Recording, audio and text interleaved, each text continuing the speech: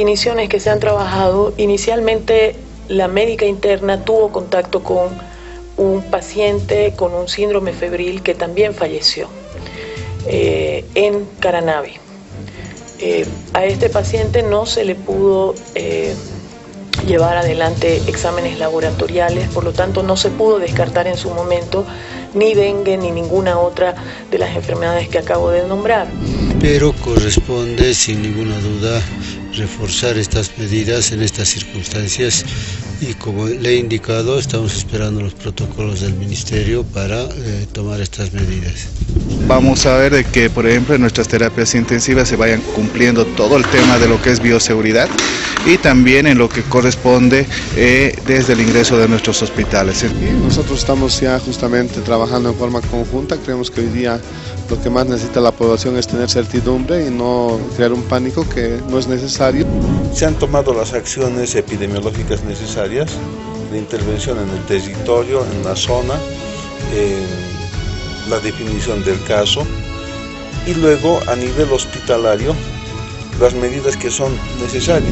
Está haciendo un seguimiento correspondiente, también ha instruido toda la alerta a los centros hospitalarios que prácticamente estamos a cargo del tercer nivel y también incluso en los centros de salud, todo el cumplimiento del protocolo. Eso es la primera alerta, primera prevención que hicimos a través del director técnico de sedes.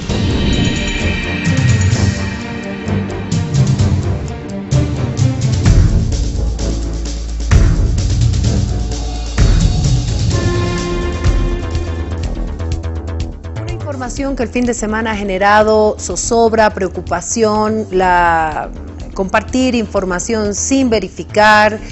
Realmente es algo que tenemos que aprender, amigos, a ver la fuente de la información, a consultar a medios de comunicación, que lo que hacemos es justamente ir a la fuente primaria para conocer estos datos y estas incertidumbres que puedan darse. ¿Por qué digo esto? Porque en algún momento generó pánico este tipo de redes que se iban compartiendo de chat en chat, de redes sociales y demás. Quiero saludar al viceministro de Salud, Álvaro Terrazas, que está con nosotros. Muchísimas gracias por acompañarnos, viceministro. Buenas noches, Priscila. Gracias por darnos este espacio, la invitación. Saludo a toda la teleaudiencia y prestos para hablar y aclarar precisamente sobre todos estos miedos que han sido generados por los medios informales. Por favor, arranquemos con el tema de la preocupación. ¿Por qué no se sabe qué enfermedad viral es? Bueno, eventualmente en muchas de las patologías que existen y se tratan en el país, damos un dato, más o menos unas 12 millones de atenciones o consultas se realizan al país en el año.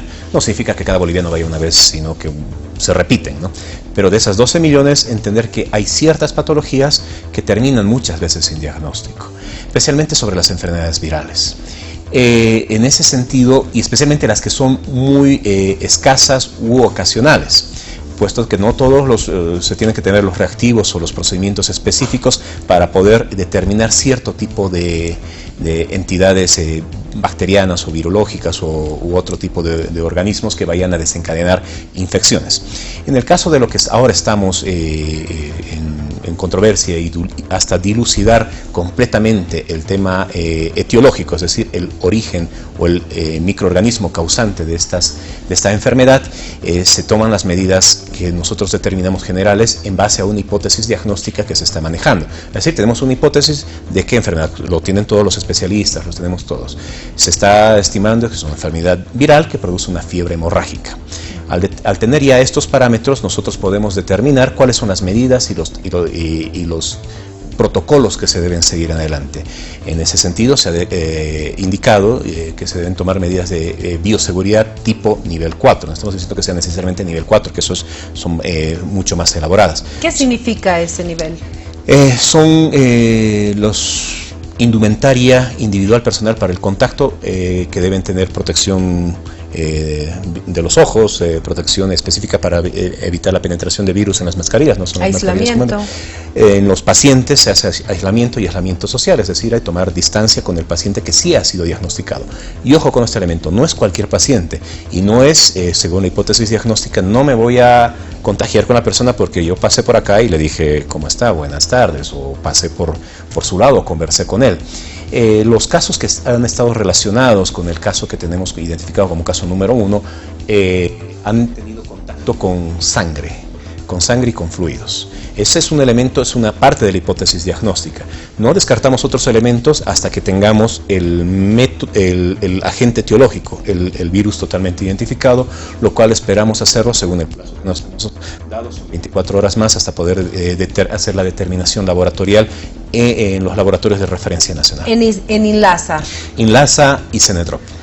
Bueno, tenemos 48 horas para eso, ya han pasado 24, nos falta 24 más.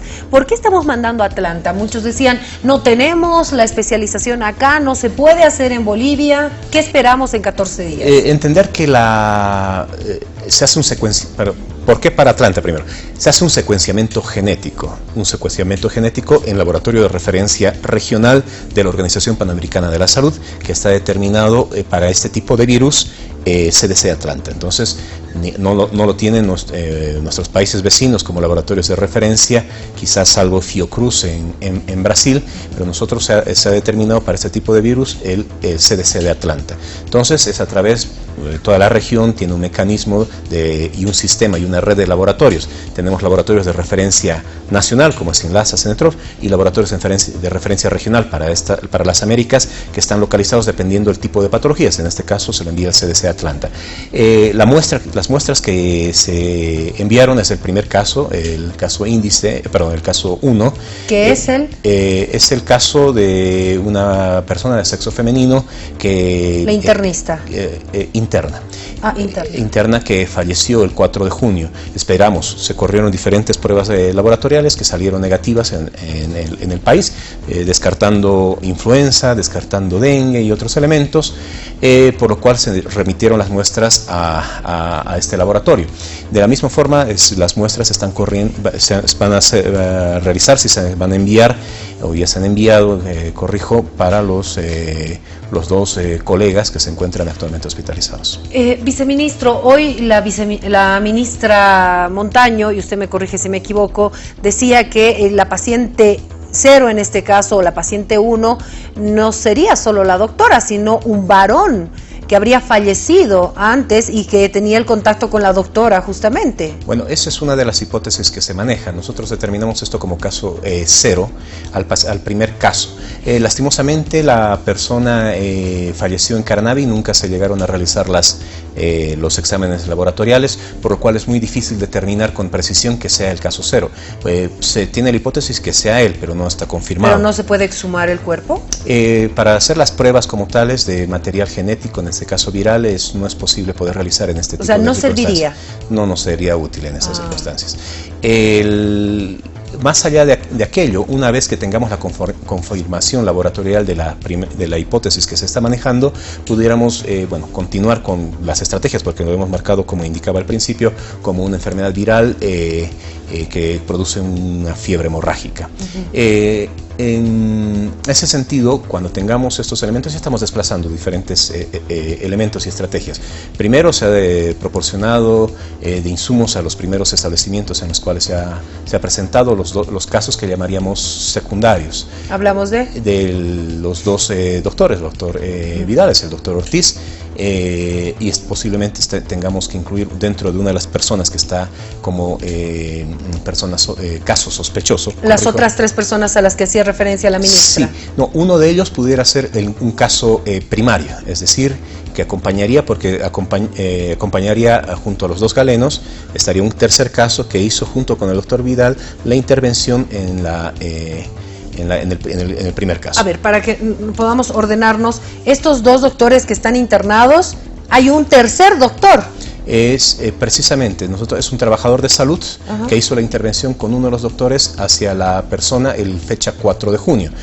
¿Y él ya presenta algún síntoma? Está en este momento en observación, están corriendo los elementos laboratoriales. Precisamente el colega especialista que llegó del exterior, que el doctor Clever. De Brasil, ¿no? Es de Brasil, se encuentra en este momento, tenemos entendido, haciendo las evaluaciones correspondientes a los diferentes casos junto con los especialistas nacionales y del Ministerio para poder hacer los ajustes, si es que fuera necesario, a los tratamientos, a la investigación correspondiente. Ahora, ahí tenemos 3. La ministra hablaba de otras 3 personas. 2 más. O sea, esta persona está dentro de los 3. Está dentro de los 3, sí. Perfecto, para que quede claro. Entonces, otras 2 personas más. ¿Qué situación tienen estas otras 2 personas sospechosas? Bueno, están con cuadros clínicos leves. Estamos igual para descartar, corriendo los laboratorios correspondientes. Están en estado estable, normal, con sintomatología de viremia general. Estamos diciendo de que tiene fiebre y dolores musculares, sin otro signo que nos pueda llevar a la preocupación. De todas formas, están en observación, si amerita, con el equipo de especialistas que se ha conformado, y el conjunto de los médicos tratantes también en cada nosocomio, van a decidir la intervención o no, o cambio o no del tratamiento. Repito, estos pacientes están estables, están sin complicaciones hasta el momento. Esperemos de que se mantenga de esa forma. Ahora, si esto comenzó en Caranavi por la internista, entonces, ¿qué está pasando en el lugar?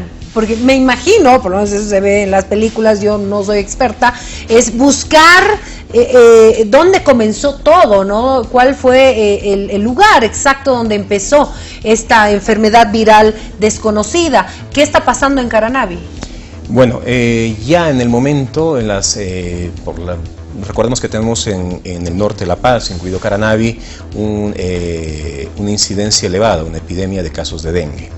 Eso ha llevado en su momento a la confusión de los casos, porque presentaban características similares del primer caso.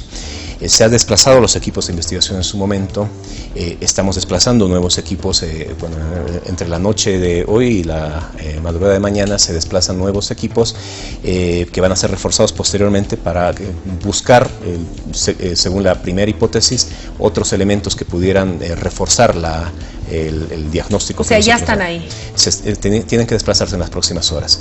Ya se habían desplazado anteriormente con el primer caso, sin poder en ese momento inicial encontrar una vía conexa que pudiera reforzar el diagnóstico.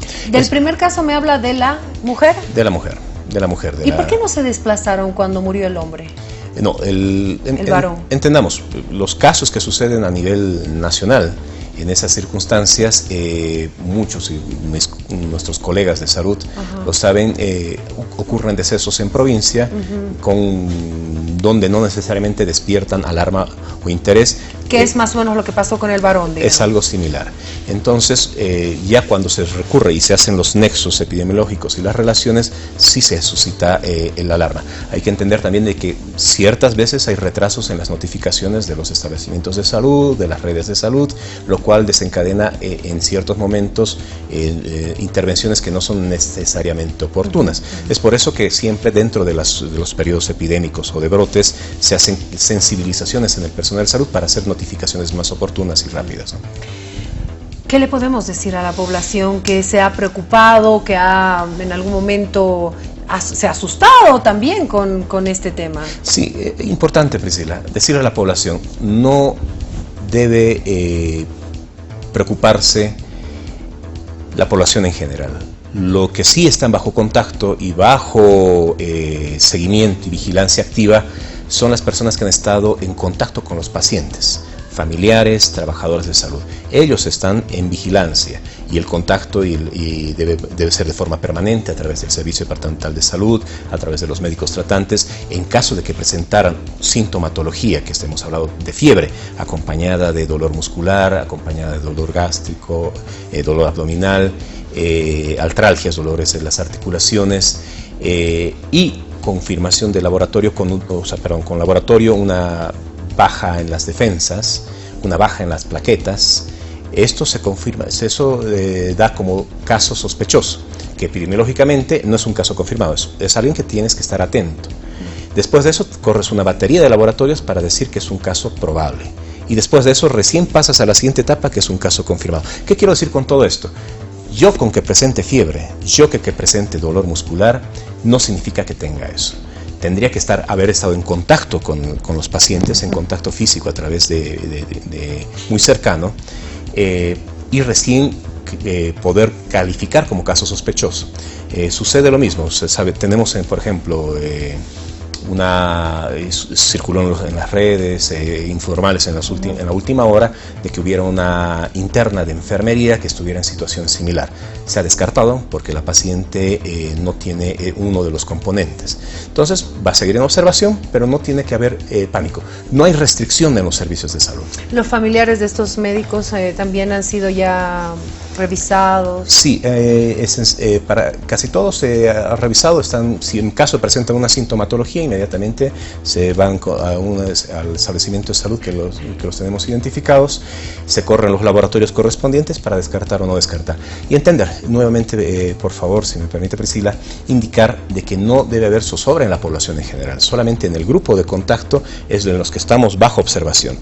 La persona hospitalizada en este momento, los dos colegas y más los que están en observación, los 3 casos, están en lugares aislados, el personal está atendiéndolos con las medidas de bioseguridad y es ahí donde hay que tener el cuidado. Y el cuidado que se debe tener con cualquier enfermedad de este tipo. Cualquier enfermedad de este tipo se tiene que tener ese cuidado que se está teniendo, medidas de bioseguridad estrictas, pero restringidas a esta área. Las personas que van a consulta externa, que van a emergencia, que van a quirófano, que van a farmacia, laboratorios, no tienen ningún problema, ningún riesgo. El riesgo es igual a 0 para ellos.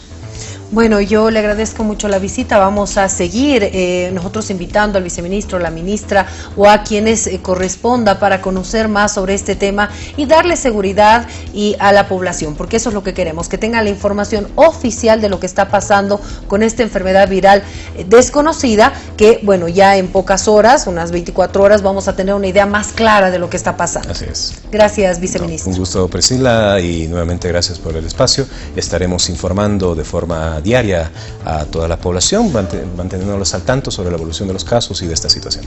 Muchas gracias, un placer. Amigos, tranquilidad, por favor, y consulte fuentes que tengan credibilidad, medios de comunicación, páginas oficiales. No crea en todo lo que le llega al WhatsApp, en todo lo que le llega en Facebook, en las redes. Tengamos mucho cuidado porque esto puede causar pánico en la población y lo que no queremos es eso. Es por eso que nosotros vamos a ir informando también sobre el tema. Ricardo.